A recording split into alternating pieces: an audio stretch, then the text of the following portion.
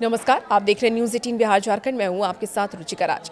America के सैन्य operation में राष्ट्रपति निकोलस मादुरो को पकड़े जाने के बाद वेनेजुएला में अनिश्चितताएं छाई हुई हैं।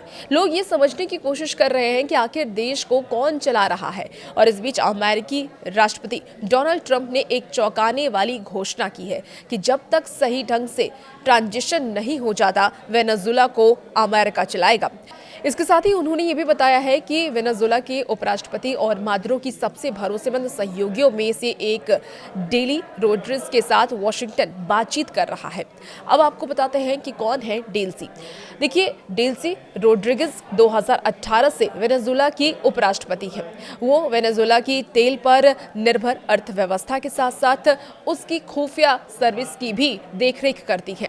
हालांकि फिलहाल की अगर हम बात कर ले तो फिलहाल के लिए वो एक शख्स है जिनके साथ ट्रंप प्रशासन कम से कम अभी के लिए काम करने को तैयार है। ट्रंप ने ये कहा है कि रोड्रिग्स ने विदेश मंत्री मार्को रूबियो के साथ लंबी बातचीत की है। ट्रंप ने दावा ये भी किया है कि रोड्रिग्स ने ये भी कहा है कि आपको जो भी चाहिए हम करेंगे। ट्रंप ने पत्रकारों से बातचीत करते हुए कहा है कि डेल्सी वही करने को तैयार है जो हमें लगता है वेनेजुएला को फिर से महान बनाने के लिए जरूरी है। ट्रंप के पहले कार्यकाल के दौरान अमेरिका ने डेल्सी पर वेनेजुएला के लोकतंत्र को कमजोर करने में उनकी भूमिका के लिए प्रतिबंध लगाए थे। आपको बता दें कि ट्रंप ने आगे भी कहा है कि मुझे ये लगता है कि वो काफ़ी ज़्यादा विनम्र थी।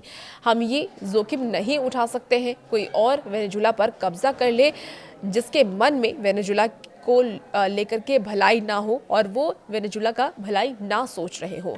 इस बीच ट्रंप ने एक बड़े झटके में ये भी कहा है कि विपक्षी नेता मारिया कोरिना माचाडो के पास से देश चलाने के लिए समर्थन नहीं मिला है। पिछले साल नोबेल का शांति पुरस्कार पाने वाले माचाडो के बारे में माना जाता है कि ट्रांजिशन गवर्नमेंट में उन्हें मौका दिया जा सकता है।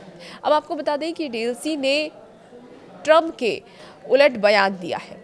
ट्रंप के दावों के उलट डेल्सी ने सरकारी टेलीविजन पर अपने बयान में अमेरिकी हमले की कड़ी निंदा की है और इसे संयुक्त राष्ट्र चार्टर का घोर उल्लंघन बताया है। उन्होंने ये बयान दिया है और बयान में उन्होंने निकोलस मादुरो और उनकी पत्नी सिलिया फ्लोरेस की तत्काल रिहाई की मांग की है। शीर्ष अधिकारियों और सैन्य कमांडरों ने से घिरी रोड्रिग्स ने कहा है कि इस देश में केवल एक ही राष्ट्रपति है और उनका नाम है निकोलस मादुरो। उन्हीं के ऊपर लोगों का भरोसा है।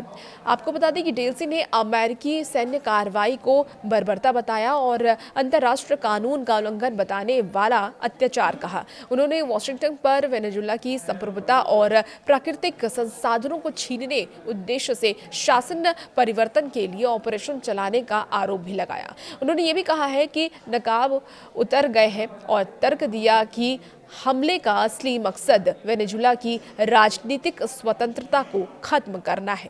अब देखना होगा आगे और क्या कुछ होता है। फिलहाल इस वीडियो में इतना ही। बने रहिए न्यूज़ 18 के साथ।